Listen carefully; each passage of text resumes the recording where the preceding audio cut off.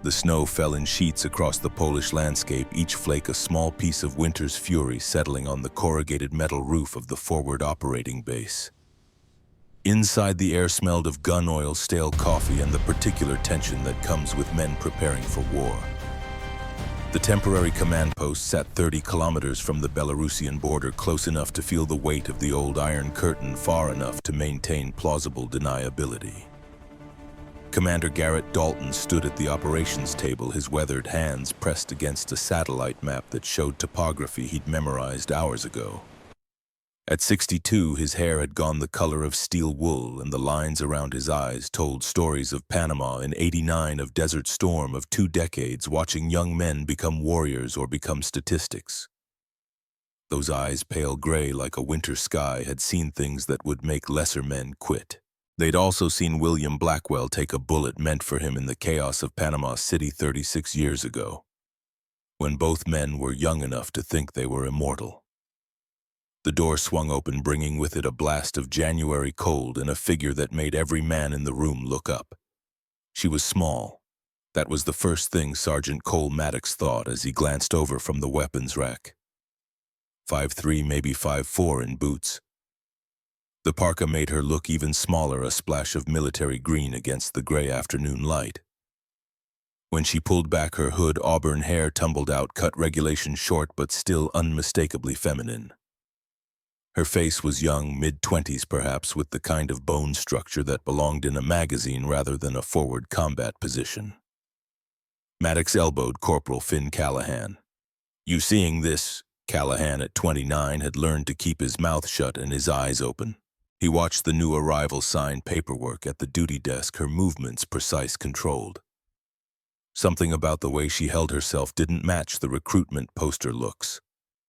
"Transfer papers for Lieutenant Kira Blackwell," the duty officer announced loud enough for the room to hear. "Assignment to Special Operations Task Force 7, effective immediately." Dalton's head came up slowly. The name hit him like a punch to the solar plexus, 36 years of memory flooding back in an instant. Blackwell. The same name as the man who'd saved his life, who'd taught him what it meant to be a SEAL before the term became something civilians threw around at cocktail parties. But William Blackwell had been laid to rest 3 years ago.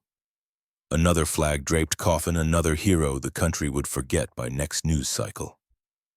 The lieutenant approached the operations table. Up close, Dalton could see her eyes were green, the color of sea glass, and they held a steadiness that made her look older than her years. "Commander Dalton," she said. Her voice was quiet but clear, the kind of voice that didn't need volume to carry authority. "Lieutenant Kira Blackwell reporting for duty." The room had gone silent. In that silence, Dalton heard ghosts. Blackwell. The name felt strange on his tongue, like tasting something from a dream. "Any relation to—" "Master Chief William Blackwell was my father, sir." The words dropped into the quiet like stones into still water. Dalton felt something twist in his chest, old guilt mixed with older grief. William Blackwell's daughter. The last time he'd seen her, she'd been a kid at a funeral holding a folded flag like it could bring her father back. "I see." Dalton's voice came out rougher than he intended. "Welcome to Phoebe Frost, Lieutenant. We run a tight operation here. I trust your administrative skills are up to par." He saw it then, just a flicker across her face. Not anger, not disappointment. Something colder. Calculation. "Yes, sir. Whatever you need, sir." Maddox couldn't contain himself. "Hey, LT, you ever fired a weapon before, or are we starting from scratch?" The question came with a grin that didn't reach his eyes, the kind of smile that said volumes about what he thought of diversity initiatives and political correctness infecting the military. Kira turned to look at him. The movement was fluid, controlled, and for just a second Maddox felt like he was being assessed by something predatory. "I've fired a few, Sergeant." "Good, good." Dalton's voice had taken on the tone of a man delegating tasks he considered beneath him. "Because your first assignment is going to be maintenance. We've got 20 M4A1s that need detail cleaning, 6 M249 saws with carbon buildup, and 3 Barrett M82A1s that have been sitting in storage. I want them combat ready by 0600 tomorrow." He let the weight of that sink in. 48 hours of work compressed into 14 hours. For someone unfamiliar with the weapons, it would be impossible. For someone who'd never done it, it would be a public failure. Understood, sir. The armory is through that door. Master Chief Garrett will show you where we keep the cleaning supplies. Dalton turned back to his maps, dismissing her. Welcome to the team, Lieutenant. As she walked toward the armory, Maddox leaned over to Callahan. $20 says she's crying in an hour. 40 says she quits by midnight. Callahan watched her disappear through the doorway, noting the way she moved, the straightness of her spine, the absence of any hesitation in her step. I'll take that bet. The armory smelled of metal and preservative oil, a scent Kira had known since childhood. The weapons hung in their racks like sleeping predators, each one a tool she knew intimately. She ran her fingers along a Barrett M82A1 50 caliber 10 rounds of semi-automatic power, capable of punching through engine blocks at 1,000 yards. Her father had taught her to shoot one when she was 16 in the desert outside of 29 Palms, the recoil bruising her shoulder for a week. Master Chief Hudson Garrett found her there 10 minutes later. At 66, he moved with the careful precision of a man whose knees remembered too many hard landings and whose back carried the memory of too much gear over too many miles. His face was creased leather, his eyes the faded blue of old denim. He stopped in the doorway, and for a long moment neither of them spoke. "Little warrior," he said finally, and his voice cracked on the words. Kira turned, and Hudson saw William Blackwell's daughter grown into something her father would have recognized. Not the child at the funeral, but the woman he'd hoped she'd become. Uncle Hudson. She closed the distance between them, and when he hugged her, he felt how small she was, how deceptively fragile. But he also felt the coiled strength in her frame, the muscle earned through pain and repetition. "Your father told me you made it through buds," Hudson said when they separated. "Class 358 Hell Week in November. Said you never quit, not even when they had you in the surf zone for 6 hours straight." "He taught me well." "He did." Hudson glanced back toward the command post. "Does Dalton know that I'm a SEAL? No. My records are classified. DevGru operations, mostly Syria and Iraq, some Afghanistan before the withdrawal. They transferred me here under administrative cover." Hudson's eyes narrowed. "Why? Because someone needs to know the truth about August 2021, Uncle Hudson, about what really happened in Kabul." The weight of those words settled between them. Hudson had been at William Blackwell's funeral, had helped carry the casket, had heard the official report about tactical errors and bad intelligence. He'd also heard William's voice on a scratchy satellite phone call 2 days before that final mission, words that had haunted him for 3 years. "Someone sold us out, HUD. I don't know who yet, but someone on our side is dirty." "Your father suspected," Hudson said carefully. "My father knew, and it got him killed." Before Hudson could respond, the armory door opened again. Dalton stepped through, followed by Maddox and Callahan. Behind them, 2 more team members filed in.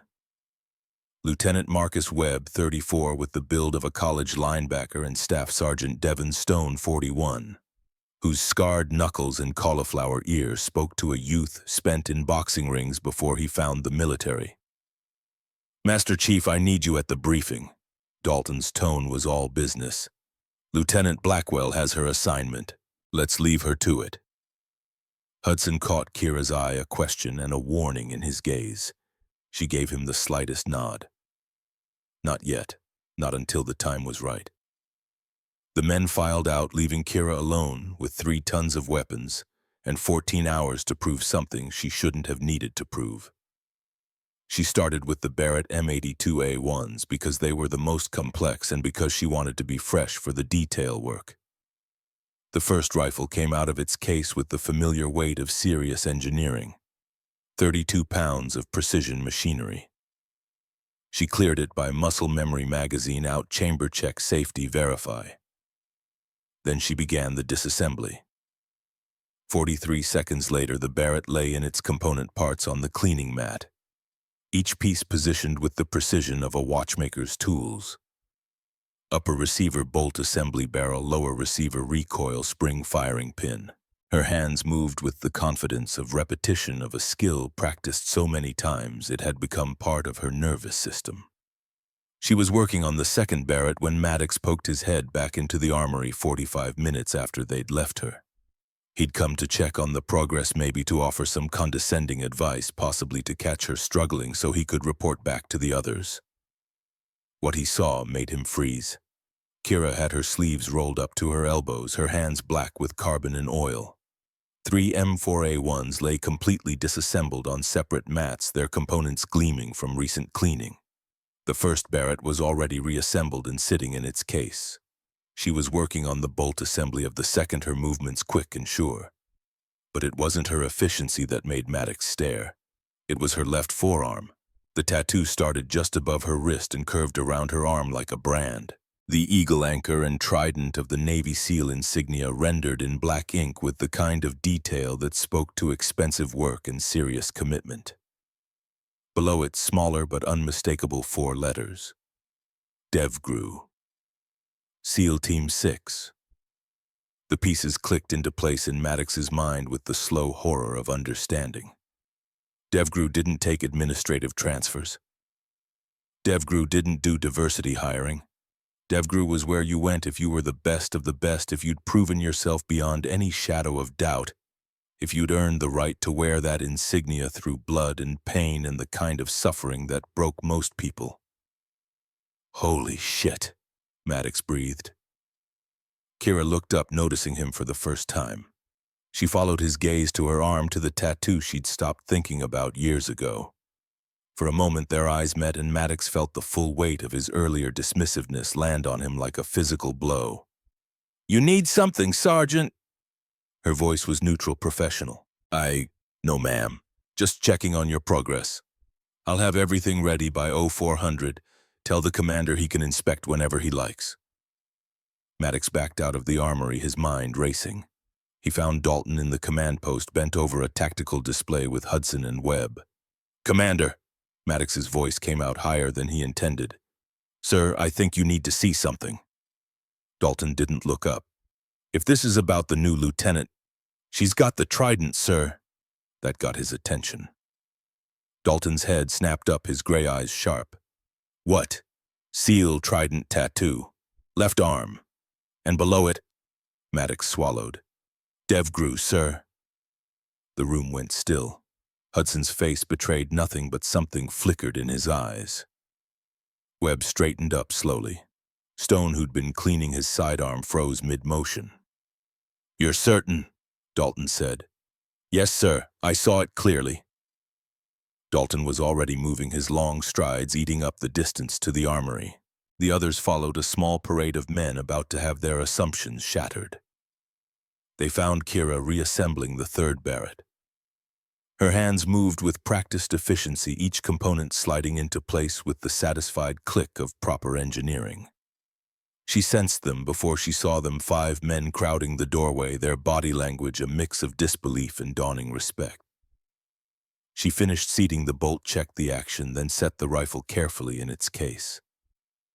Only then did she turn to face them.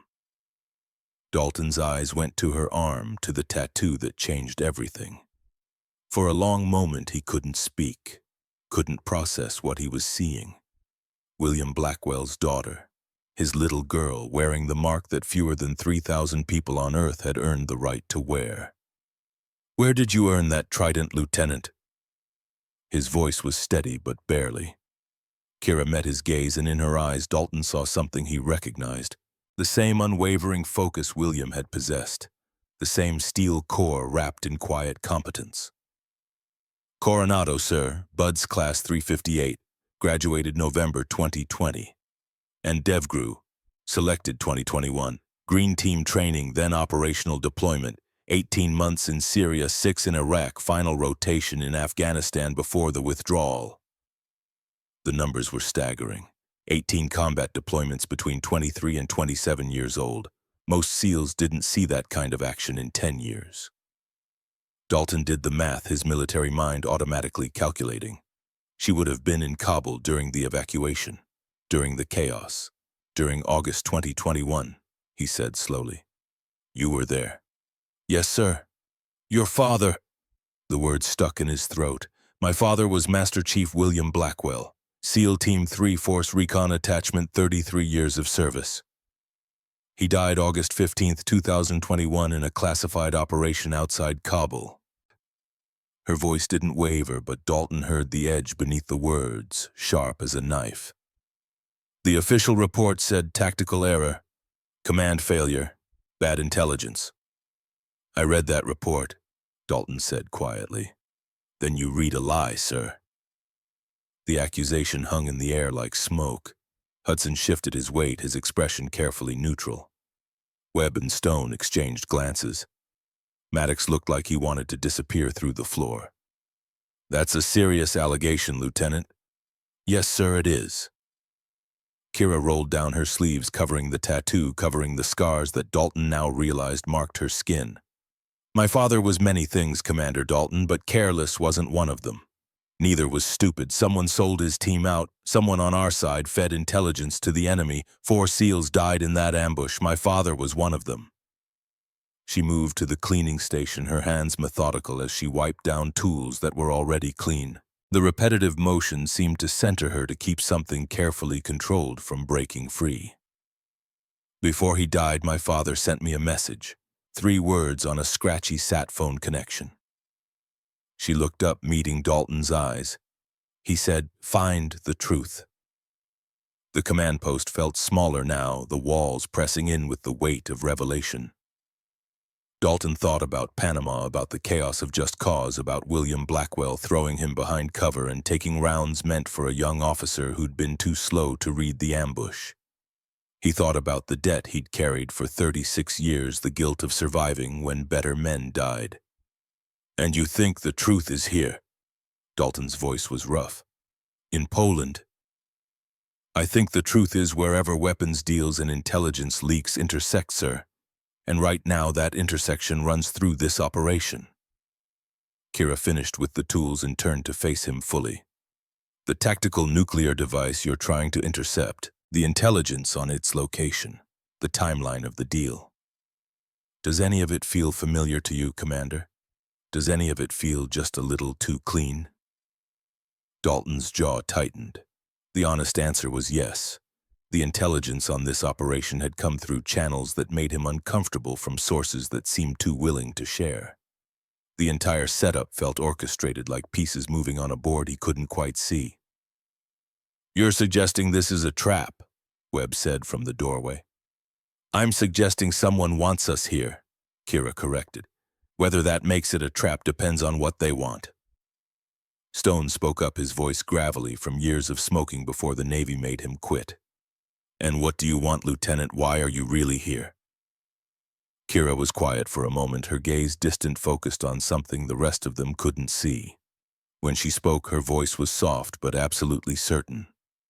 I'm here to finish what my father started. I'm here to find the person who sold him out and make sure they never do it again. And I'm here to prove that Master Chief William Blackwell died doing his duty, not making mistakes. She looked at each of them in turn. That's what I want, Staff Sergeant. Justice, truth, and maybe a little bit of revenge. The honesty was startling. Most people wrap their motives in noble causes and patriotic language. Kira Blackwell laid hers out like cards on a table, daring them to object. Dalton made a decision, the same kind of split-second call he'd made 1,000 times in combat. Trust or don't. Accept or reject. Live or die based on judgment and instinct. Hudson, get her a full-gear loadout. Webb, Stone, integrate her into the tactical brief. Maddox, Callahan. I want a full breakdown of approach vectors by 2200. He turned back to Kira. You're right that this operation feels wrong. You're right that the intelligence is too clean. So we're going to plan for the mission we've been assigned, but we're also going to plan for the one we might actually face. Yes, sir. And Lieutenant, Dalton's voice softened fractionally. Your father saved my life in Panama. I've carried that debt for 36 years. I can't repay him, but maybe I can help his daughter. Whatever truth you're chasing, whatever justice you need, I'm with you. Something flickered across Kira's face, emotion carefully controlled but present. "Thank you, sir. Don't thank me yet. You might not like what we find." The briefing room filled up over the next hour as the team assembled for the tactical breakdown. Someone had made coffee, the kind of overbrewed military sludge that could strip paint, and someone else had produced a box of protein bars that tasted like sweetened cardboard. These were the rituals of soldiers preparing for violence, the small comforts before the storm. Dalton spread the satellite imagery across the table, high-resolution photographs that showed their target in stark detail. An abandoned warehouse complex 45 kilometers east, close enough to the Belarusian border to make everyone nervous. 3 buildings, Soviet-era construction, concrete and steel that had weathered 40 years of neglect. "Intelligence says the exchange happens in 60 hours.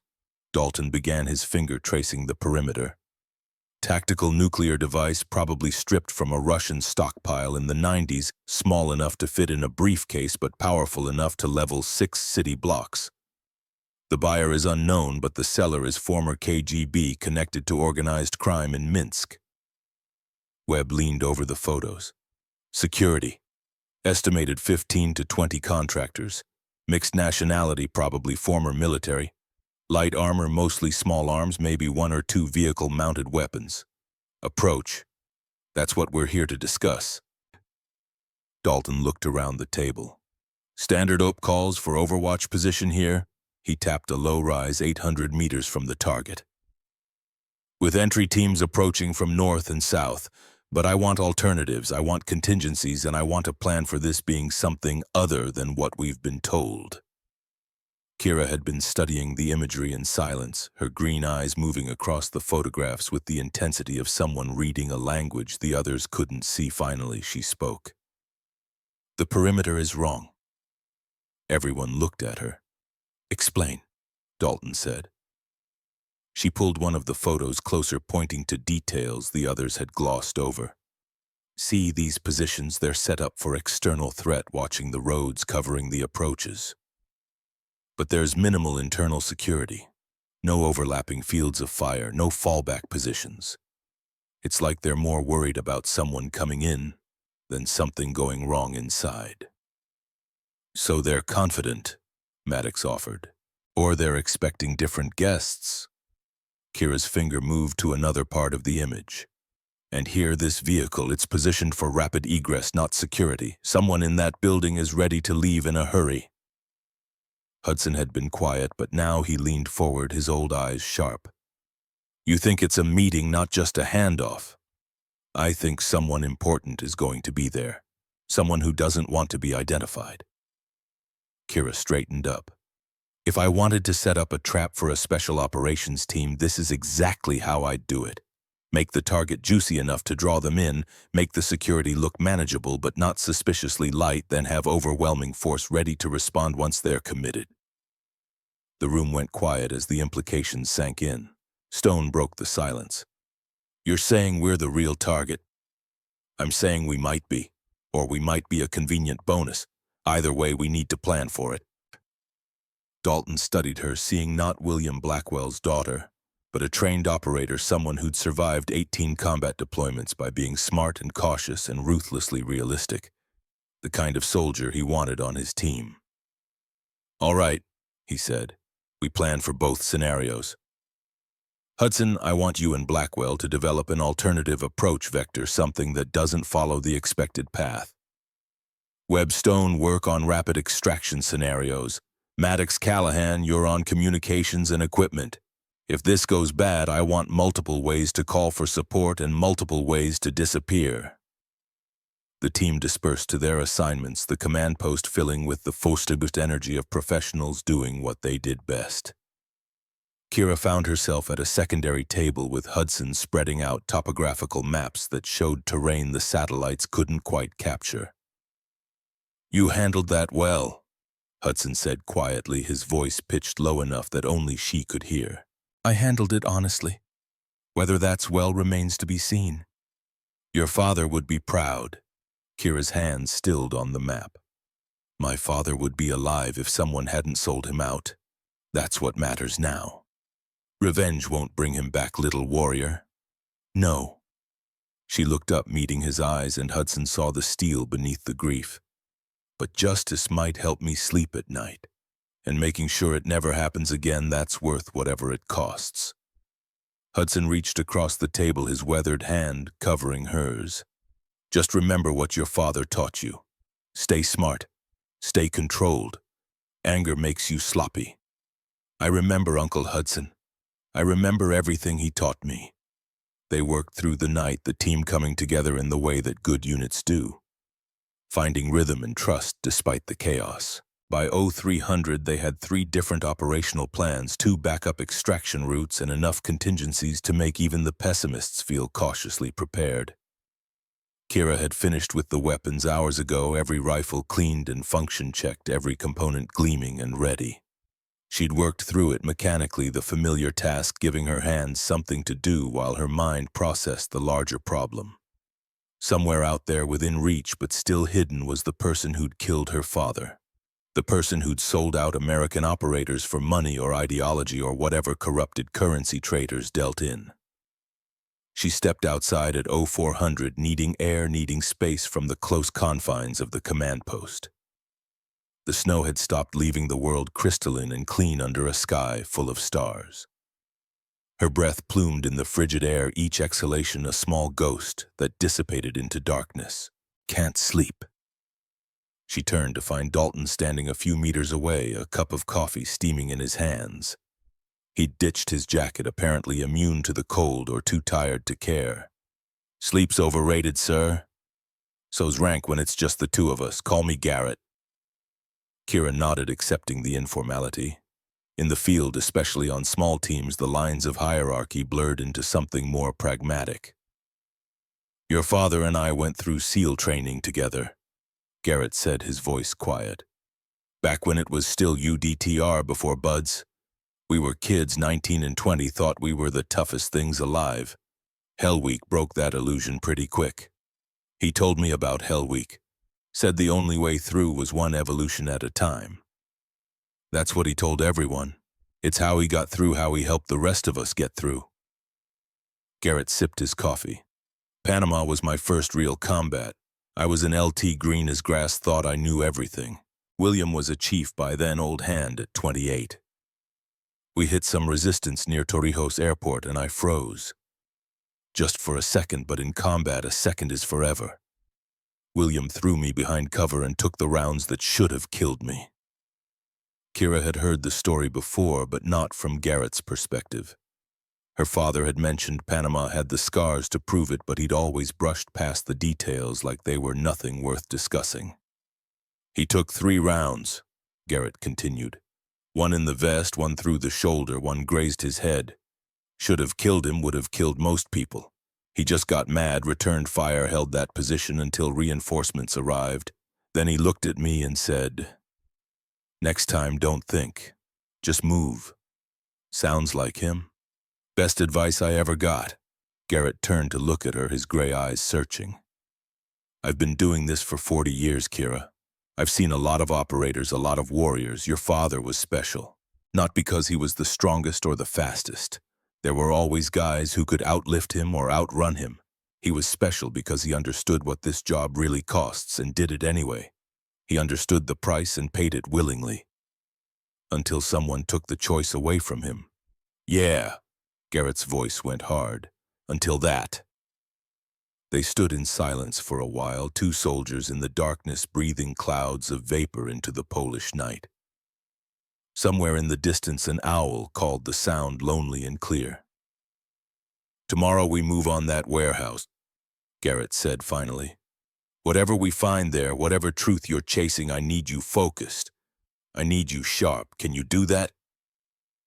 Kira thought about her father, about the last time she'd seen him alive at a family barbecue, grilling steaks and arguing about baseball.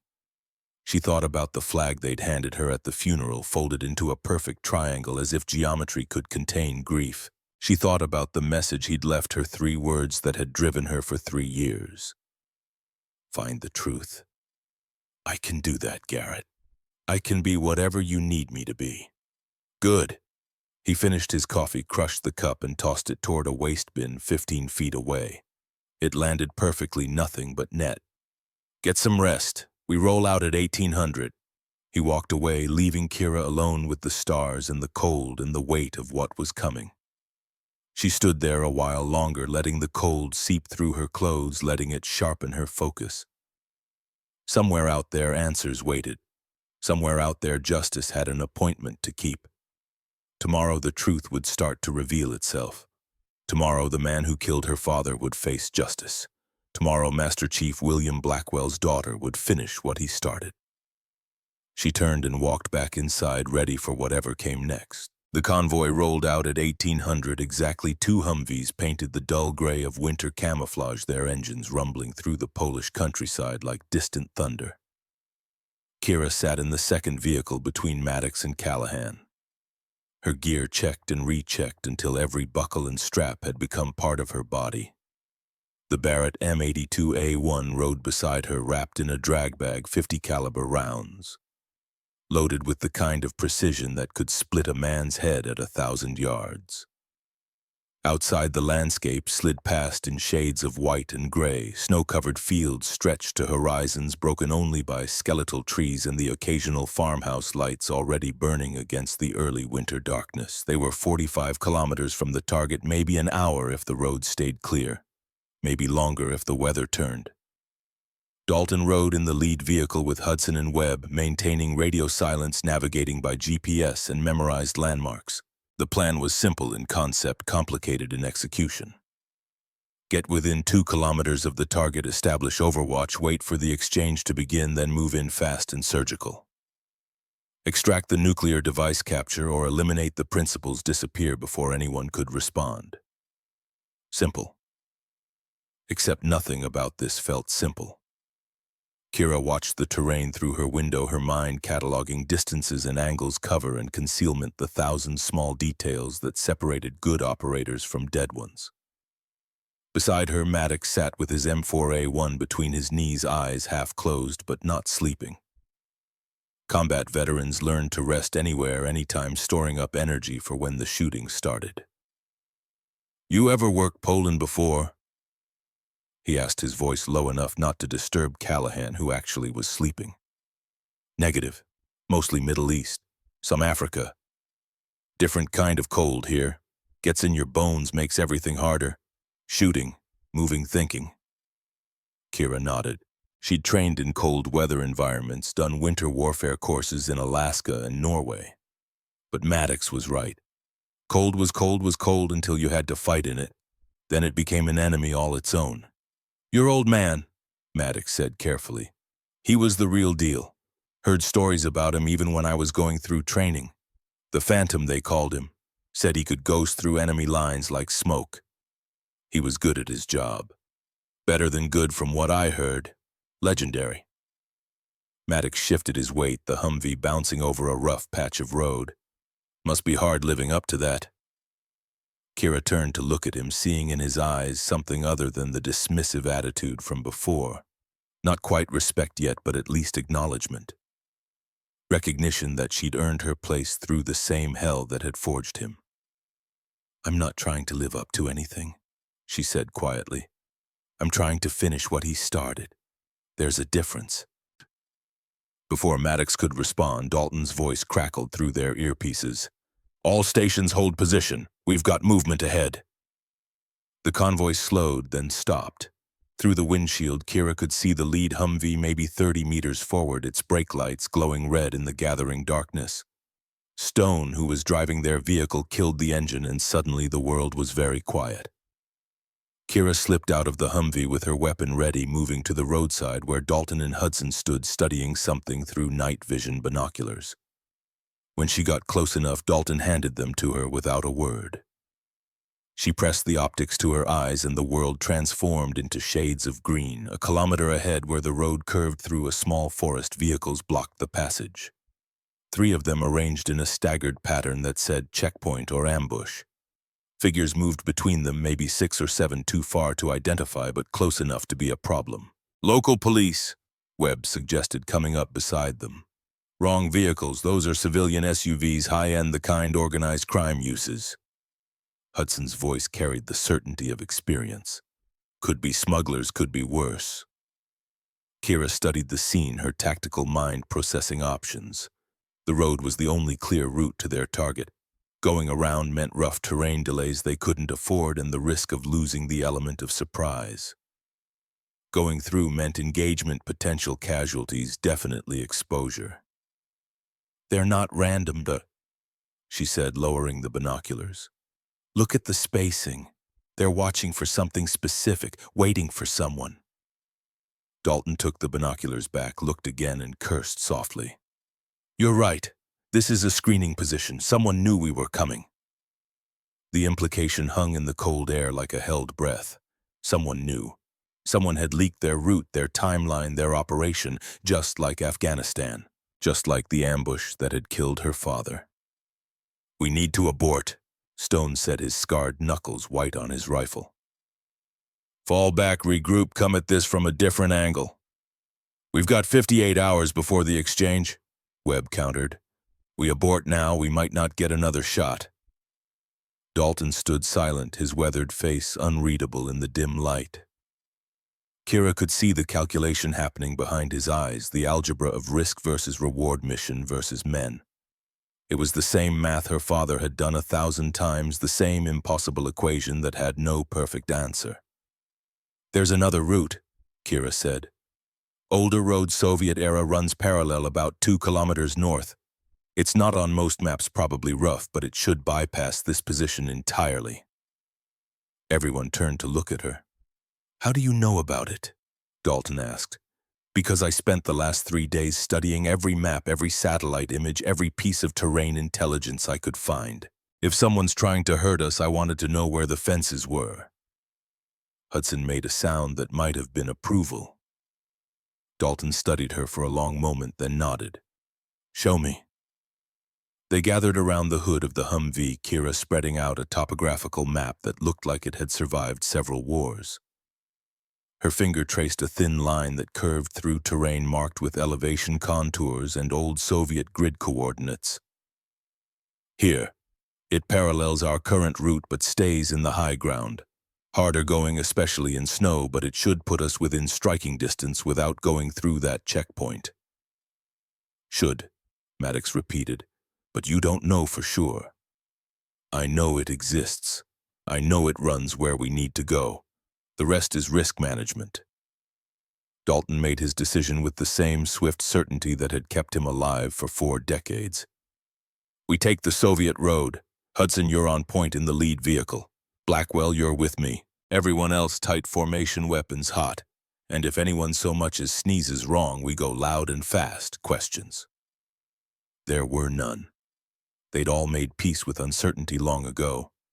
The Soviet road was everything Kira had warned and worse. Broken pavement gave way to gravel, gave way to packed dirt, turned to frozen mud. The Humvees crawled along at 15 kilometers per hour, their suspensions groaning, headlights off, navigating by moonlight and night vision. Trees pressed close on both sides, skeletal branches scraping against metal like fingernails on a coffin. Kira rode in the lead vehicle, now pressed between Dalton and Hudson, her eyes scanning the darkness for threats that could materialize from nothing. The Barrett rode across her lap, too long for the confined space, but too valuable to leave behind. This was the weapon that could reach out and touch someone at distances that made rifles into artillery. Your father and I came through here once, Hudson said, his voice barely audible over the engine. Not this exact spot, but close. Back in '91, right after the Soviet Union collapsed. Everything was chaos weapons, disappearing nukes unaccounted for. We were part of a team securing sites, making sure nothing fell into the wrong hands. Did you succeed? Kira asked. Mostly. There were always rumors, whispers of things that slipped through the cracks. A tactical device here, some uranium there, the kind of stuff that keeps intelligence analysts awake at night. He paused. Your father hated it. Hated knowing that somewhere out there someone had the means to kill thousands and we couldn't stop it. Is that why you think this operation is real, because the device actually exists? I think the device exists. I'm less sure about everything else. They drove in silence after that, each lost in their own thoughts, their own preparations for what was coming. Kira thought about her father's last message, 3 words that had driven her across continents and through 3 years of investigation. Find the truth. Simple words, impossible task. But she was close now. She could feel it. The radio crackled. Stone's voice from the second Humvee. Lead vehicle, we've got a tail. Single vehicle lights off, maintaining distance of about 500 meters. Everyone in the lead Humvee tensed. Dalton picked up the handset. Confirmed visual. Confirmed SUV, same type as the checkpoint. Could be coincidence. Could be, Dalton said, but his tone suggested he didn't believe it any more than Stone did. He looked at Hudson. Options. Keep moving. See if they follow all the way to the target. Or stop now, deal with them, risk exposure. Kira was watching through the side mirror, catching glimpses of the trailing vehicle when moonlight hit it just right.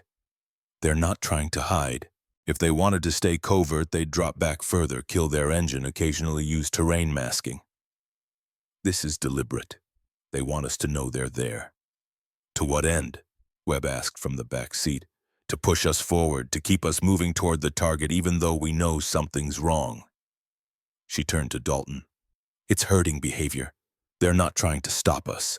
They're making sure we don't turn back. Dalton's jaw clenched. Every instinct he'd developed over 40 years was screaming at him to abort, to extract, to live, to fight another day. But the nuclear device was real. The threat was real, and if they walked away, it would disappear into the black market and resurface somewhere as a mushroom cloud over a city full of civilians who would never know how close they'd come to being saved. We proceed, he said finally, but weapons free. Anyone makes a move, we engage without hesitation. And Blackwell, if this goes bad, you make sure that device doesn't leave the area, whatever it takes. Yes, sir.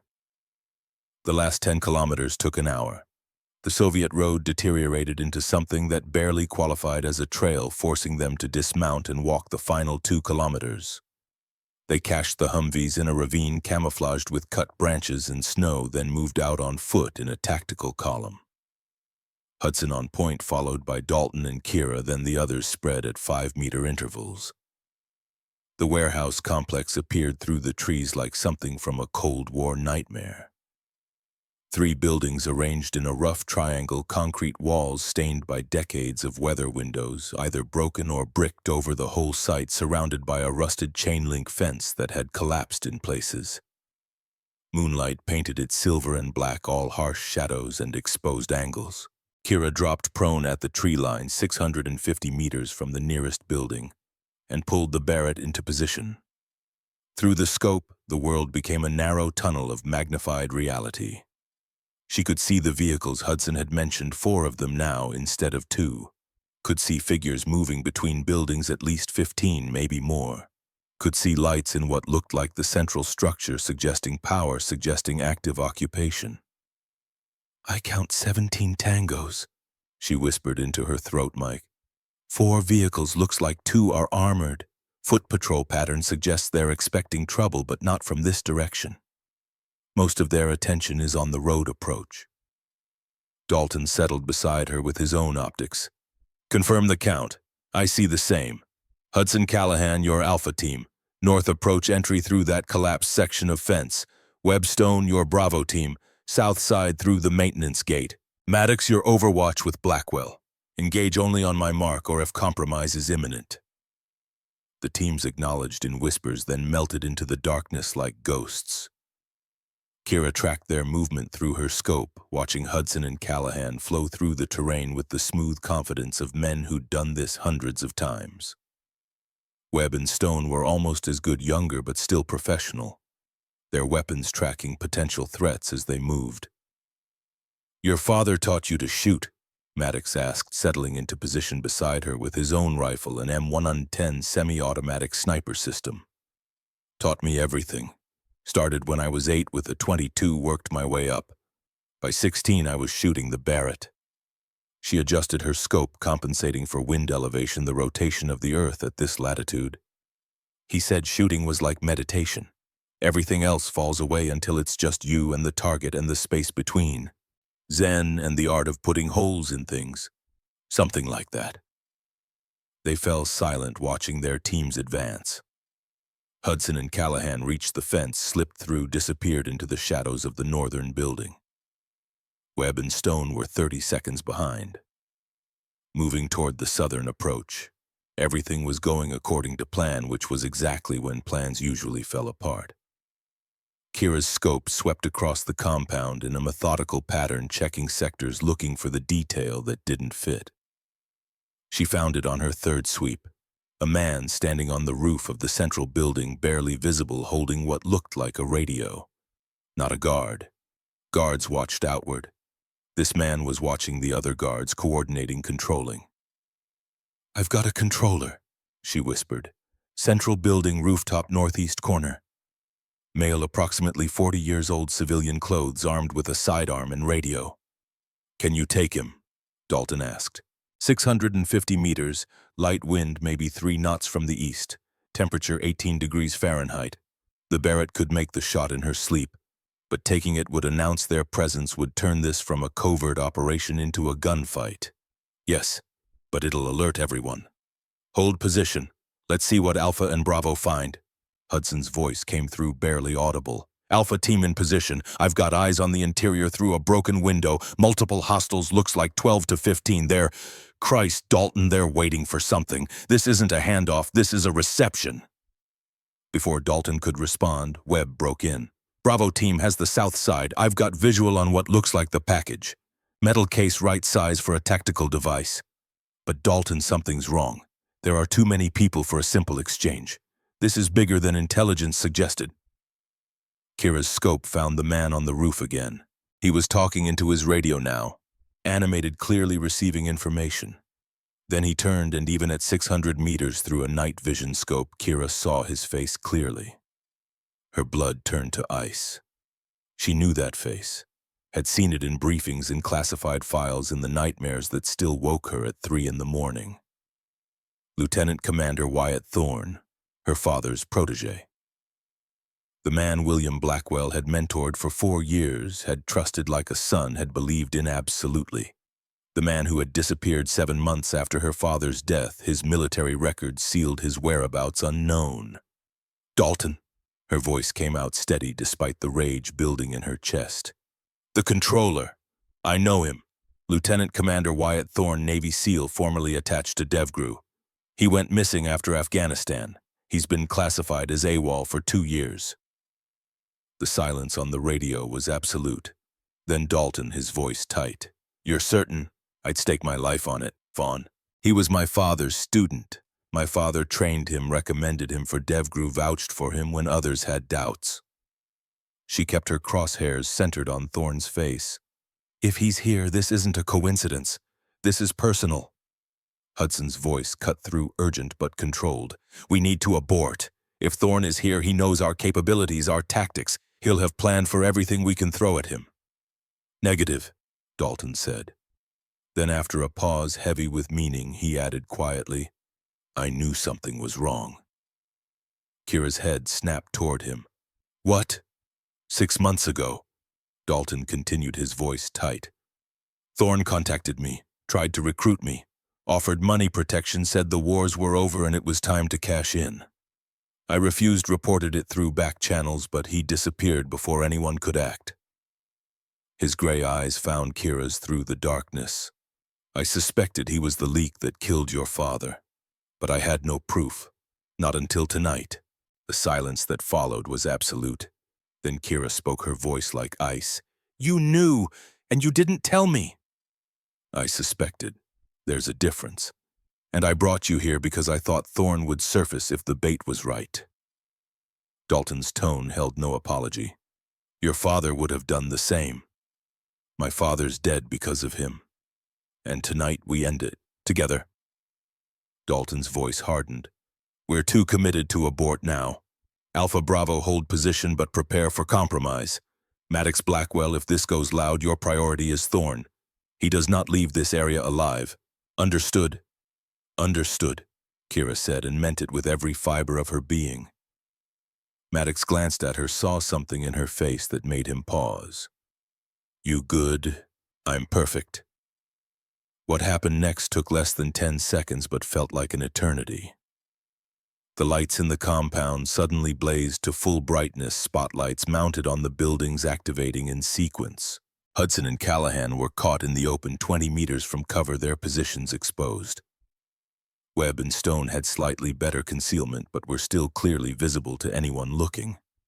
Then a voice boomed across the compound, amplified by speakers, and Kira recognized it immediately. Wyatt Thorne, his tone mocking his words, carrying across the frozen night. "Welcome to Poland, Commander Dalton, Master Chief Garrett, and especially to you, Kira. I've been expecting you, all of you." The tactical situation collapsed into chaos. Hudson and Callahan went prone, scrambling for cover as gunfire erupted from multiple positions. Webb and Stone returned fire, their muzzle flashes bright in the darkness. The contractors in the compound moved with professional efficiency, coordinated fire teams engaging from prepared positions. "All teams suppress and maneuver." Dalton's voice was calm despite the chaos. "Blackwell, light them up." Kira's finger found the trigger, her breathing steady, her world reduced to the scope's view. The Barrett roared, the recoil slamming into her shoulder with familiar force. 600 meters away, a contractor dropped, his chest opened by .50 caliber destruction. She worked the bolt, acquired a new target, fired again. Another man down, this one trying to flank Hudson's position. Beside her, Maddox was engaging with methodical precision, his semi-automatic rifle barking every 2 seconds. 3 rounds, 3 hits, enemy fire diminishing from the southern sector. But there were too many of them. For every contractor they dropped, 2 more appeared. This wasn't a security detail. This was a well-trained defensive force, exactly as Kira had feared. Hudson and Callahan made it to cover a concrete barrier that protected them from direct fire. They returned shots when they could, but they were pinned, unable to advance or retreat. Webb and Stone were in better position, but equally stuck, trading fire with enemies they couldn't quite see. Through her scope, Kira tracked Thorne as he moved along the rooftop, directing his forces with hand signals and radio commands. He was staying low, using the roof's HVAC units for cover, but he was there, visible, vulnerable if she could just get a clean shot. "I'm going to nail Thorne," she told Dalton. 60 seconds, I'll have an angle. Do it fast, we can't hold here long." She shifted position, moving 10 meters to her right to get around the obstruction blocking her view. Maddox provided covering fire, his rifle keeping heads down, while she relocated. The Barrett was heavy, 32 pounds of precisely machined steel, but she'd carried heavier loads over worse terrain. Her new position gave her the angle she needed. Thorne was visible now, exposed for maybe 3 seconds as he moved between cover points. Not much time, just enough. Kira settled into the shooting position, her body becoming one with the weapon. Breathing slowed, heart rate dropped. The world fell away until there was only the scope, the target, the mathematics of trajectory and wind and justice. Thorne stepped into the open. Kira's finger began the trigger press, smooth and steady, exactly as her father had taught her 20 years ago in the California desert. Then Thorne turned, looked directly at her position 600 meters away, and smiled. He raised his hand, held up a radio, and pressed a button. The explosion came from behind them, from the ravine where they'd hidden the Humvees. A massive detonation that lit up the night sky, the shockwave rolling over them like a physical thing. Secondary explosions followed as fuel tanks caught, as ammunition cooked off, as their extraction vehicles and all their reserve supplies turned into a fireball that could probably be seen from space. "Vehicles are gone!" Stone shouted over the radio. "We're on foot, no evac, no backup." Thorne's amplified voice came again, carrying across the compound. "Did you really think I wouldn't plan for everything, Kira? I learned from the best. Your father taught me well, especially the part about always having a backup plan." Kira's finger completed the trigger press. The Barrett fired the shot perfect, the bullet tracking exactly where she'd aimed. But Thorne had already moved, dropping behind cover the instant before the round arrived. It missed him by inches, sparking off metal where his head had been. "Damn it!" She worked the bolt, tried to reacquire, but he was gone, disappeared into the building's interior. "All teams fall back to Rally Point Omega." Dalton's voice cut through the chaos. Fighting, retreat, covering fire, move now. Hudson and Callahan broke from cover, sprinting toward the tree line while Webb and Stone provided suppression. The contractors pursued their fire, disciplined and accurate. Too accurate. These weren't random hired guns. These were professionals, possibly former military, definitely well-trained. Kira and Maddox put rounds downrange as fast as they could, acquire targets, buying seconds for their teammates to reach safety. She dropped 3 more contractors. Maddox got 2, but more kept coming. It was like fighting a hydra. Then Hudson went down. He was 50 meters from the tree line, running hard. Despite his 66 years, when a round caught him in the leg, he fell, rolled, came up trying to crawl, but another burst of fire forced him flat. Callahan turned back immediately, but Webb grabbed him. "You'll just get killed. We need support." "I'll get him," Kira said, already moving. She left the Barrett. It was too heavy for what came next. Drew her Sig Sauer P226 and started running toward Hudson's position. "Blackwell negative." Dalton's order was absolute. "That's a kill zone. You'll never make it." She ignored him. Hudson was her father's best friend. The man who'd taught her half of what she knew, who'd been at every birthday and graduation and milestone of her life. She wasn't leaving him to die in Polish mud. The distance to Hudson was 50 meters that felt like 50 miles. She ran low, weaving, using every bit of cover the terrain offered. Rounds snapped past her so close she felt their passage, but none found flesh. She reached Hudson, grabbed his tactical vest, started dragging him back toward safety. "Kira, no!" Hudson gasped, his face pale with pain and blood loss. "Leave me. Get out." "Shut up, Uncle Hudson. You don't get to die today." Her legs burned. Her lungs screamed. Every meter was agony. 40 meters to the tree line. 35, 30. Maddox and Webb were providing covering fire, their rifles hammering, but it wasn't enough. The contractors were closing in, maneuvering to cut off her retreat. 20 meters. A round hit her left shoulder, a sharp spike of pain that nearly dropped her. But she'd been shot before, knew how to compartmentalize it, how to keep moving despite the damage. She shifted her grip on Hudson, pulled harder. 15 meters, 10, then Dalton was there, emerging from the trees with his rifle up, firing precisely placed shots that dropped 2 contractors and made the others dive for cover. He grabbed Hudson's other arm, and together they hauled the wounded SEAL into the forest. But Maddox was still out there, still providing cover. Kira saw him stand to relocate, saw the contractor emerge from behind a vehicle, saw the muzzle flash that caught Maddox's center mass. He went down hard, his rifle clattering away. "Maddox!" Callahan's scream cut through the chaos. Kira started back, but Dalton's hand caught her vest. "He's gone! We have to move!" She looked back one more time, saw Maddox trying to crawl, saw the contractors closing in. Then the world went white as someone tossed a grenade, and when her vision cleared, Maddox was still. They didn't stop running until they were a kilometer away, until the sounds of gunfire faded to distant echoes. When they finally collapsed behind a fallen tree, gasping for breath, Kira assessed the damage. Hudson's leg was bad, femoral artery possibly nicked, bleeding heavily despite the tourniquet Callahan had already applied. Her own shoulder was through and through painful, but not immediately life-threatening. "Sound off," Dalton ordered, his voice steady despite their desperate situation. "Alpha lead mobile." Hudson managed, his teeth gritted against pain. "Alpha 2 mobile." Callahan confirmed, his voice broken. "Bravo lead mobile," Webb said.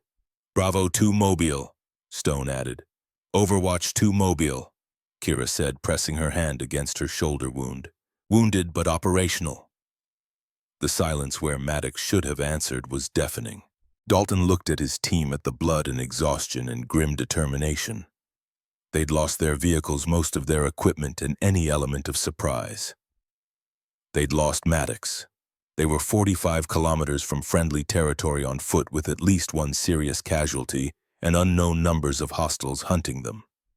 By any rational assessment, they should abort, call for extraction, get Hudson to a hospital, mourn their dead, and live to fight another day. But Kira's mind was racing with different calculations. Thorne was here. The man who'd killed her father was less than a kilometer away, and he'd known they were coming, had prepared for them, had turned their operation into an ambush, which meant he'd been the leak, the source, the traitor who'd sold out her father's team in Afghanistan and probably a dozen other operations before and since. "He's not getting away," she said, her voice low, but carrying absolute conviction. "Thorn. He's the one. He's been the traitor all along." Dalton turned to her, his gray eyes hard. "You have proof. I have certainty. He was my father's student. My father discovered something about him, something bad enough to get him killed. Thorn's been running ever since, selling intelligence, staying one step ahead." She looked at each of them. "That nuclear device is real, but it's also bait. Thorn is using it to draw in operators he needs to eliminate. People who might know what he's done. People like us. People like Maddox." The team exchanged glances. Hudson, despite his pain, nodded slowly. "It fits. William suspected someone close, someone who knew operations before they happened. He was gathering evidence when he died. We're 45 clicks from extraction with no wheels and no backup," Stone said. "Even if you're right, we can't fight our way through that force." "We don't have to fight all of them," Kira said. "Just Thorn. We take him down, we can extract later. But if we leave now, he disappears again, and the next team that comes after him dies too, just like Maddox."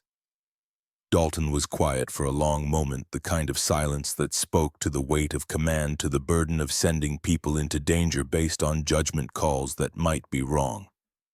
Finally, he looked at Hudson. "Can you move?" Hudson gritted his teeth. "With help.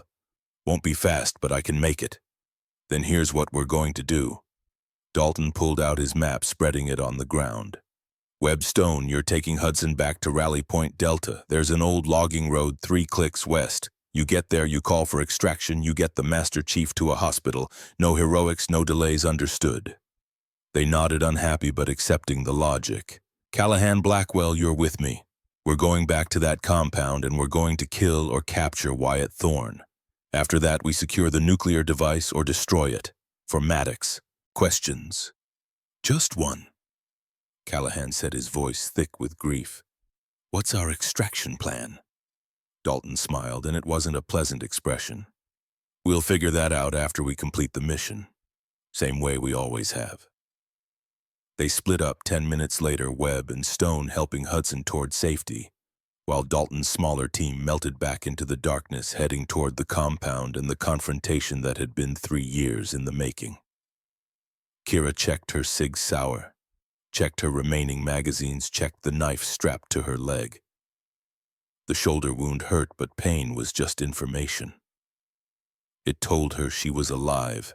Everything else was details. Somewhere ahead, Wyatt Thorn was waiting. The man who'd betrayed everything her father stood for. The man who'd sold American lives for money. The man who'd looked William Blackwell in the eye while planning his death. The man who'd just added Maddox to his body count. The debt was about to come due, and Kira Blackwell intended to collect every penny with interest. The compound sat quiet now, its earlier chaos replaced by the tense silence of predators waiting. Kira lay prone in the frozen mud 30 meters from the perimeter fence, her breath coming in controlled intervals that wouldn't fog in the cold air.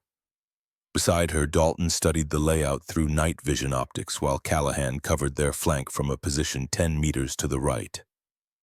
20 minutes had passed since they'd left Hudson with the extraction team. 20 minutes of careful movement through terrain that wanted to kill them as much as any enemy. But they were here now, back where the ambush had happened, and the compound looked different, calmer. The spotlights were dimmed, the frantic movement of contractors replaced by disciplined patrols. Professional, organized, waiting. "I count 8 tangos visible." Dalton whispered, his voice barely audible even at close range. "Dooned. Probably double that inside. Thorn knows we're coming back. He's counting on it." "Then let's not disappoint him," Kira said. Her shoulder throbbed where the bullet had punched through, but she'd stuffed the wound with gauze and wrapped it tight. The bleeding had stopped. That was enough. Callahan low-crawled up beside them. "I've got a way in. Northeast corner, there's a drainage culvert that runs under the fence. Looks like it feeds into the basement of the main building. Tight squeeze, but we can make it. How tight? Dalton asked. You're going to become very familiar with concrete for about 20 meters. Dalton considered this, running tactical calculations that had kept him alive for 4 decades. A drainage culvert meant confined space, no room to maneuver a fatal funnel if someone was waiting on the other end. It also meant getting inside without triggering external sensors, without alerting the patrols, without giving Thorne time to prepare. We go in together, he decided. Blackwell first, she's smallest. I'll follow, then Callahan. We clear the basement level, establish a foothold, then work our way up to find Thorne and the device. Rules of engagement are weapons free. Anyone who's not us is a target. This is not a capture mission anymore. This is for Maddox. They moved to the culvert entrance, a rusted grate half buried in snow and dead vegetation.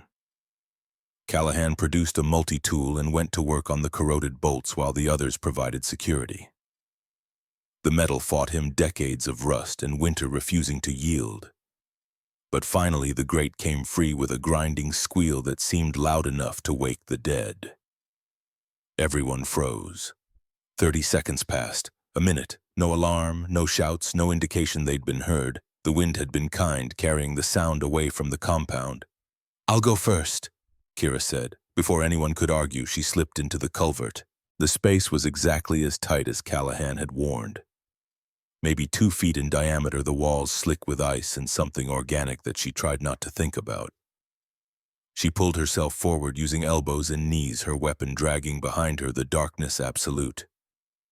20 meters had never felt so long. Every few feet she'd pause, listening for sounds ahead, for any indication that this tunnel led to a room full of hostiles waiting to turn her into Swiss cheese. But there was only synths, and the distant drip of water and her own breathing echoing off concrete. Then her hand found empty space. She'd reached the end. Kira eased forward until her head emerged into a larger chamber, some kind of mechanical room lit by a single emergency bulb that cast everything in sickly yellow. Old furnaces sat like sleeping giants, their pipes reaching up into darkness. No movement, no sound except the hum of electrical systems. She pulled herself out of the culvert, cleared the immediate area with her Sig Sauer, then keyed her throat mic twice, the signal for all clear. 3 minutes later, all 3 of them stood in the basement, weapons ready, breath steaming in the cold air. The space was larger than it had first appeared, a warren of rooms and corridors that spoke to Soviet-era construction when everything was built to survive a nuclear war. Concrete walls 2 feet thick, steel doors with locks that looked like they could stop a tank. Multiple levels and redundant systems, the perfect place to hide something valuable, or to trap someone who came looking. Dalton checked his GPS, orienting himself to the building's layout. Main stairs should be 30 meters north, but there's bound to be sensors, cameras, maybe motion detectors. We need to move like ghosts. Or we need to make them come to us, Kira said. She was staring at a circuit breaker panel on the wall, the kind that controlled power distribution for the entire structure. They're waiting upstairs because they think we'll come up the conventional way. What if we don't? What are you thinking? Callahan asked. I'm thinking we kill the power, kill their night vision advantage, and use the chaos to maneuver. She moved to the panel, studying the labels in faded Cyrillic. We can black out everything except emergency lighting. They'll have to come down here to investigate, and when they do, we'll be waiting. Dalton smiled, the expression wolfish in the dim light. Your father would do the same thing. He loved turning the enemy's strengths into weaknesses. Then let's hope I learned the lesson well. They set up quickly, professional and efficient. Callahan took position, covering the main stairwell, using the furnaces as cover and concealment. Dalton positioned himself at a side corridor that offered enfilade fire across the open space. Kira stayed at the breaker panel, weapon ready, her good hand on the main power cutoff. On my mark, Dalton whispered. 3, 2, 1, execute. Kira threw the breaker. The lights died instantly, plunging the compound into darkness, broken only by scattered emergency bulbs. Somewhere above, she heard shouts of confusion, orders being barked in multiple languages. Footsteps pounded on stairs as contractors rushed to investigate. The first three came down fast and careless, their weapon lights sweeping the darkness. They made it 4 steps into the basement before Callahan opened fire. The suppressed weapon coughed quietly, subsonic rounds punching through flesh and bone. All 3 went down in a heap at the base of the stairs. Silence returned. Kira could hear her heartbeat, could hear the breath of her teammates, could hear someone upstairs screaming orders to be more careful, to use proper tactics.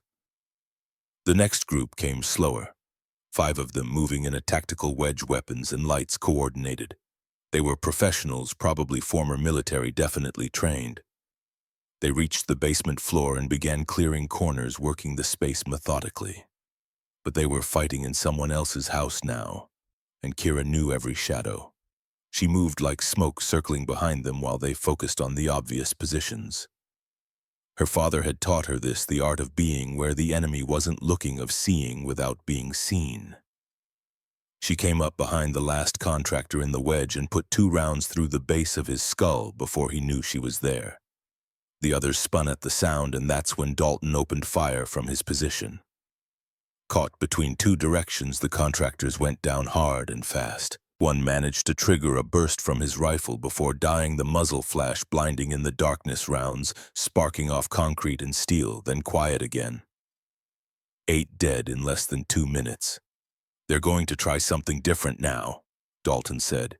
"Grenades maybe, or they'll just seal us in and wait for us to suffocate." "Then we go up," Kira said, "before they can organize. Hit them while they're still reeling." They moved to the stairs, stepping over bodies, ascending into darkness that felt thick enough to touch. The emergency lighting cast weird shadows that turned familiar shapes into monsters. Every corner could hide death. Every doorway could be a fatal funnel. The first floor was a maze of corridors and rooms, most empty. Some filled with equipment that looked like it hadn't been used in decades. They cleared each space with practiced efficiency, a 3-person ballet of violence and precision. 2 more contractors died, caught alone and unprepared. A third tried to run and caught Callahan's rounds in the spine. Then they reached the central chamber and everything changed. The room was huge, a former assembly area or warehouse, its ceiling 30 feet high and crisscrossed with catwalks and support beams. In the center, sitting on a reinforced table, was a metal briefcase.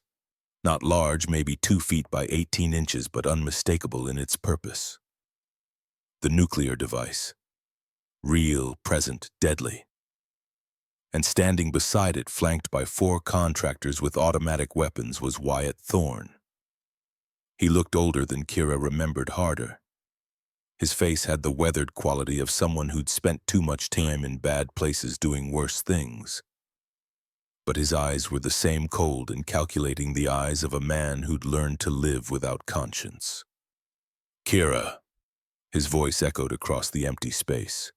"I was wondering if you'd make it this far. Your father would be proud." She stepped into the open, her Sig Sauer trained on his center mass. Dalton and Callahan spread out behind her, creating a firing line that covered all 4 contractors. "Why?" The word came out flat, emotionless. She'd practiced this moment in her mind 1,000 times, had imagined screaming at him, cursing him, making him feel the rage that had burned in her for 3 years. But now that the moment was here, she felt only cold certainty. "Why did you kill my father?" Thorne smiled, and there was genuine sadness in it. "I didn't want to. You have to believe that. William was like a father to me. He taught me everything, believed in me when others didn't. But he discovered something he shouldn't have, something I couldn't let him report." "Syria," Dalton said, his voice hard. 2019. Civilian casualties. You covered it up. 6 people died because of bad intelligence I provided," Thorne said. 6 innocents. I panicked, blamed it on faulty coordinates. Your father investigated, found the truth. He gave me a choice: confess or he'd report me himself. "So you chose murder instead," Kira said. "I chose survival. I'd already been contacted by people who were very interested in American intelligence. Russians mostly, some Chinese. They paid well and they offered protection. All they wanted was information." Thorne's hand moved closer to the briefcase. Your father's team in Afghanistan wasn't the first I sold out, won't be the last. This is war, Kira. The real kind where money and power matter more than flags and anthems. My father died believing in something bigger than himself, Kira said. You died the moment you put a price tag on that belief. You just haven't stopped breathing yet. Thorne's smile faded. Big words from a little girl playing soldier.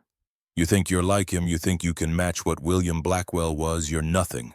A diversity hire with a famous father's name. That's all you'll ever be. Kira felt the words hit.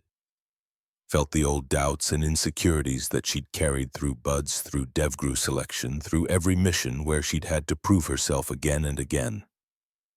For just a second she wavered. Then she remembered her father's voice teaching her to shoot when she was 8 years old, his hand steady on her shoulder. You know what separates a good shot from a great one, little warrior. It's not strength or speed. It's knowing who you are when everything else falls away. She knew who she was, daughter of William Blackwell, Navy SEAL, the woman who would end Wyatt Thorne's treachery here and now. Lower your weapon, one of the contractors said, his rifle tracking toward her. Last warning. Instead, Kira did something none of them expected. She lowered her Sig Sauer completely, let it hang loose at her side. You want me to be like my father, she said quietly. Then I'll do what he would do. Thorne's eyes narrowed, suspicious. And what's that? Give you a choice, the same choice you never gave him. She met his gaze across the room, her voice steady. Walk away, leave the device, disappear. I won't chase you, I won't hunt you, just go. The room went absolutely silent. Even the contractors looked confused, their weapons wavering slightly. You're serious, Thorne said. My father believed in mercy, believed in redemption. Even for people who didn't deserve it. Kira's hand stayed away from her weapon. I don't know if I have that kind of strength, but I'm willing to try. For him, for Maddox, for everyone you've killed. For a long moment, Thorne seemed to consider it.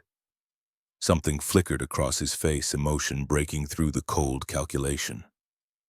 Regret, maybe, or the memory of who he'd been before money and fear turned him into this. Then his hand moved toward the briefcase and Kira saw the detonator attached to its side. I believe you, Thorne said. I believe you'd let me walk. That's why I can't. His fingers found the trigger. If I can't have my freedom, no one gets to win. He pressed the button. This time the detonator was real. A metallic beep echoed through the chamber, followed by a digital display on the briefcase flickering to life.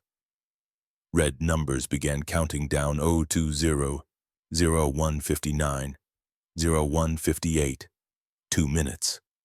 Thorne, what did you do? Dalton's voice was sharp. C4 charges throughout the building, Thorne said, backing toward the door. Enough to bring this whole place down. And that device? He gestured to the briefcase. It's armed. You try to move it, it detonates early. 2 minutes to disarm or everyone within 3 blocks becomes a radiation statistic. His contractors provided covering fire as Thorne ran for the exit. Time dilated. Kira saw Thorne disappearing through the doorway, saw the timer 0147, 0146, saw Dalton moving toward the briefcase, his face grim. Every instinct screamed at her to chase Thorne, to finish what her father had started, to end the man who'd betrayed everything, to avenge Maddox. But the device was ticking, and Dalton was just one man against a bomb that needed 2. Her father's voice echoed, "Duty first, revenge never." "Dalton!" she shouted. "I'm with you!" She holstered her weapon and ran to the briefcase, ignoring Thorne's esking footsteps. Callahan pursued the traitor while Kira focused on the bomb. 22, on 21, on 20. "I need light," Dalton ordered, already working on the case's access panel. Kira aimed her weapon light at the mechanism. Inside a nightmare of wires and circuits, Dalton's hands moved with the steady precision of someone who'd done this in Desert Storm, in Panama, in a dozen hellholes where one wrong move meant death. 4 wires, he muttered. Red, blue, yellow, black. Classic setup, but which order? 0058, 0057, 0056. Your call, Garrett, Kira said, her voice steady despite her racing heart. Blue first, then yellow. His fingers gripped the wire cutters. If I'm wrong, you're not wrong. 0043, 0042. He cut the blue wire. The timer kept counting. 0038, 0037. Yellow wire. Snip. The timer stuttered, flickered, then resumed. 0031, 0030. Damn it. Dalton's face was slick with sweat. There's a failsafe. Red or black. One disarms, one detonates immediately. 022. 021. Kira stared at the wires, her mind racing through every training scenario, every technical brief. Then she saw it, a tiny scratch on the black wire's insulation, barely visible. Someone had worked on this wire recently. A tell.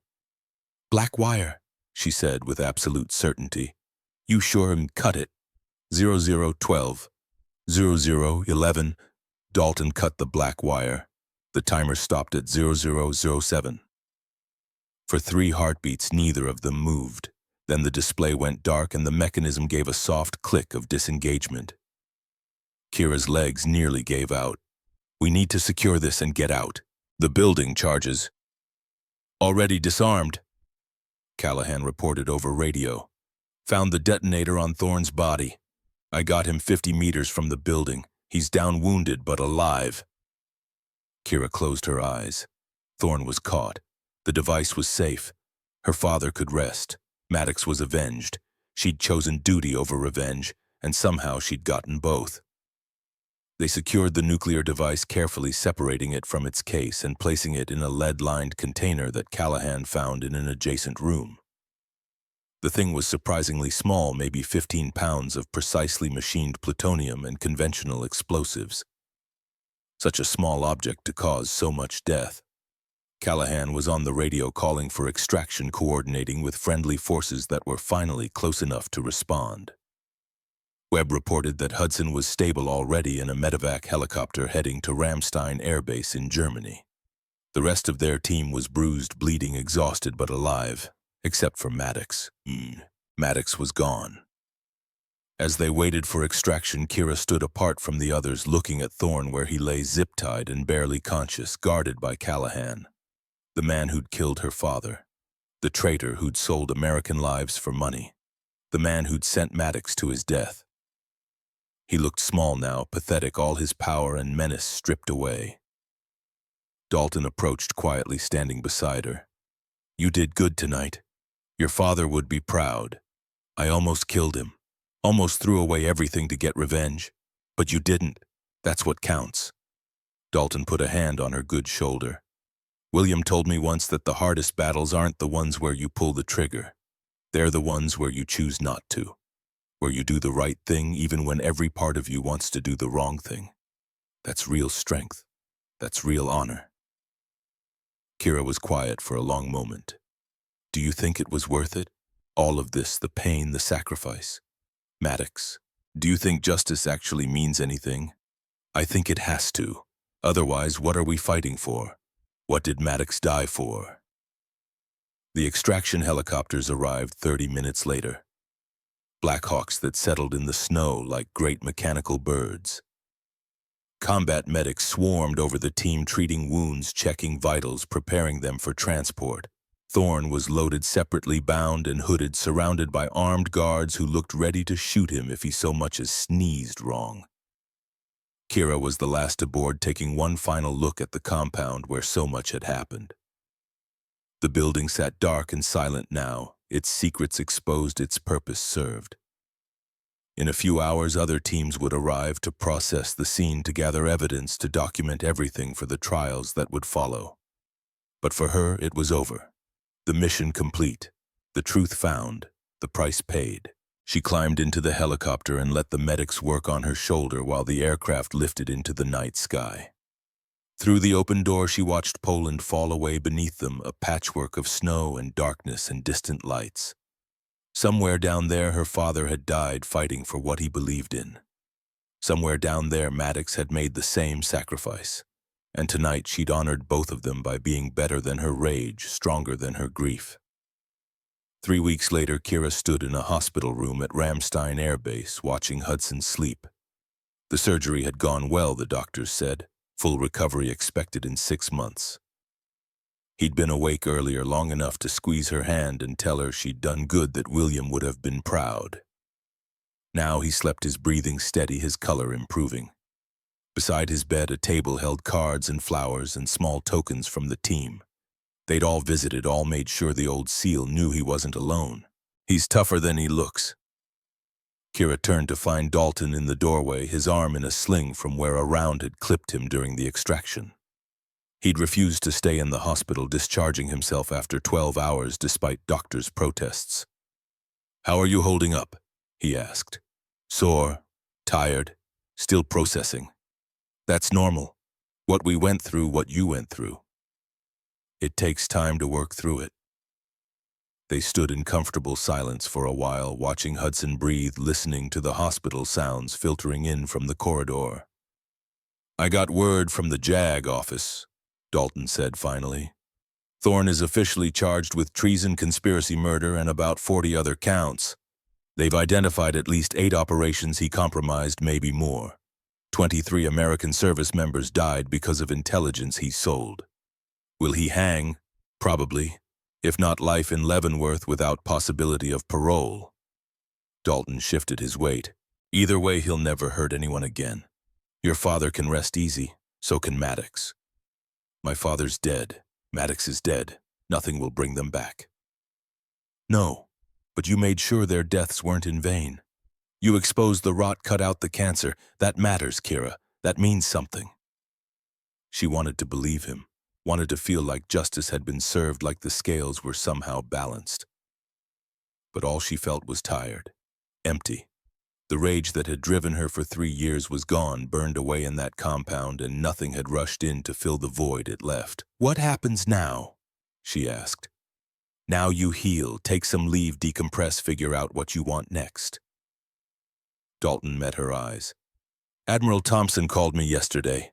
He's offering you a position as an instructor at Buds, teaching the next generation, passing on what your father taught you. It's good work, important work, and it's yours if you want it." Kira thought about that, thought about standing on the beach at Coronado watching young candidates struggle through surf torture, pushing themselves beyond what they thought possible. Thought about being the voice that encouraged them, the standard that measured them, the mentor who shaped them into warriors. Her father had done that, had molded Wyatt Thorne and hundreds of others, teaching them not just to fight, but why to fight. Most had learned the lesson. Some, like Thorne, had lost their way, but that didn't invalidate the mission, didn't make the teaching less important. "I'll think about it," she said. 6 months later, Kira stood on the beach at Naval Amphibious Base Coronado, watching the sunrise over the Pacific. Behind her, Hell Week was in full swing, candidates struggling through their 5th day without sleep. Their bodies pushed past any reasonable limit. She could hear them in the surf, could hear the instructors shouting encouragement and criticism in equal measure. She'd accepted the position, had spent the last month learning to be an instructor, to channel her experience into lessons that might save lives. It was harder than combat in many ways, required patience she didn't always have. Demanded she watch people fail without immediately helping them. But it was important, worth doing. Hudson had visited last week, walking with a cane, but walking. He'd watched her teach, had nodded approval at her methods, had told her that William would have loved seeing her like this. Passing on the legacy, keeping the tradition alive.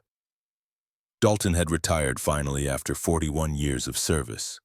He'd come to Coronado for the ceremony, had received his medals and commendations with the same quiet dignity he'd shown in combat. During his speech, he'd mentioned William Blackwell, and Cole Maddox had told the assembled crowd about SEALs who'd saved his life and taught him what honor really meant. Thorne's trial had been swift and brutal. The evidence was overwhelming, his guilt undeniable.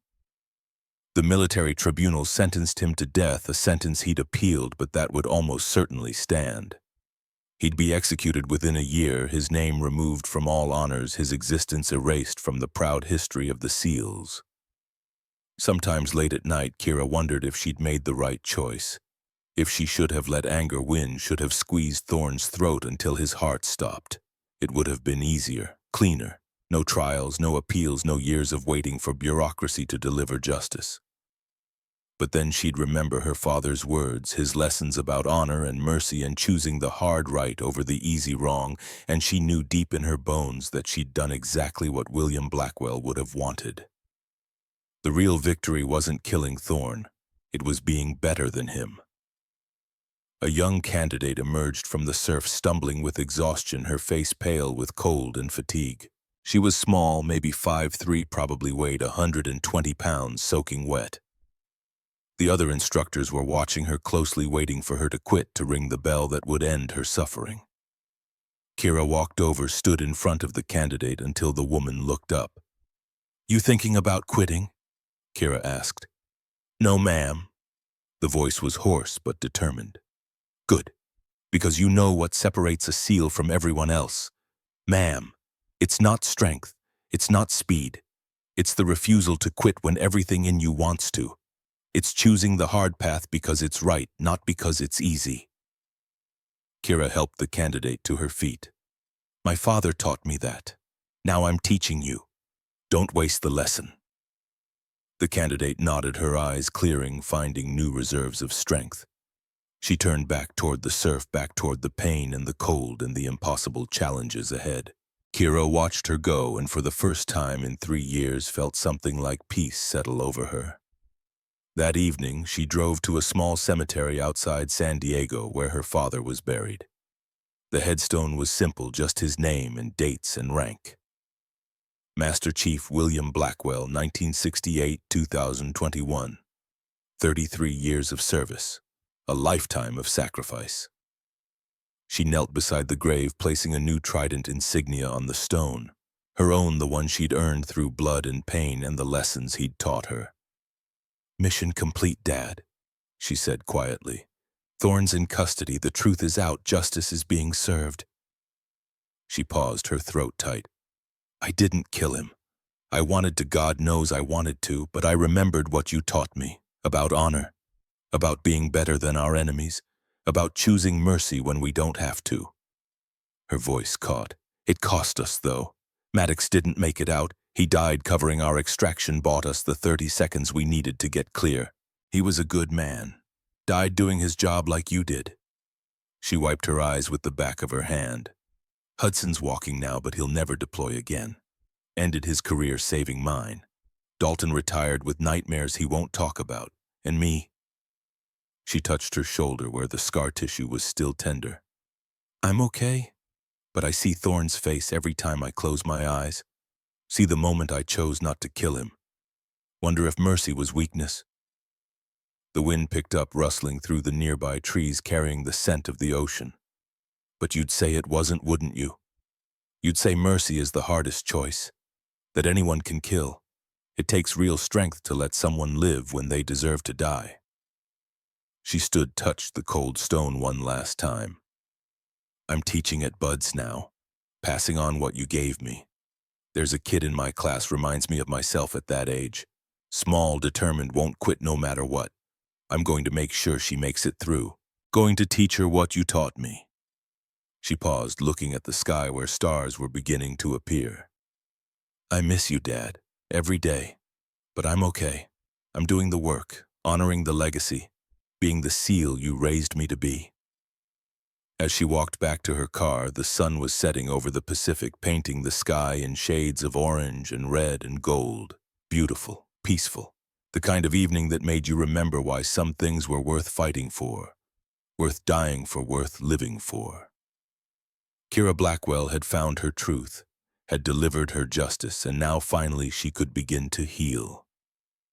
The trident on her arm caught the last light of day, the eagle and anchor and pistol gleaming. A symbol of everything she'd overcome, everything she'd become, everything she would pass on to the next generation. Her father's legacy lived on, In her, in the candidates she trained, in the battles yet to be fought and the warriors yet to be forged, Maddox's sacrifice wouldn't be forgotten. Hudson's career ending in service. Dalton's decades of dedication, all of it meant something. All of it mattered. The work was never done. But for tonight it was enough. She drove back to Coronado as stars began appearing in the darkening sky, each one a point of light in the vast darkness, each one a reminder that even in the longest night there was always hope, always honor, always the promise of dawn.